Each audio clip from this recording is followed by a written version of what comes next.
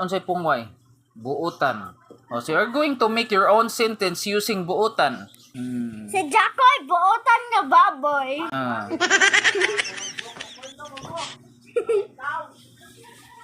Buutan nga bata.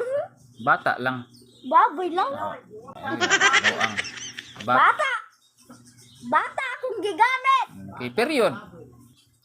What's next? Number 2. Humot. Okay. Ang rosas kay humot. Oh, ala. Saan ang remorse? Ha? Remorse. Murag nagmahay ba? Nagbasol. What's next? Number 3. Nindot. Kani. Ang motor ni Jack kay nindot. Sige lang, Jack. Napay Jackoy, Jack na pod. Ang motor ni Nensky kay nindot.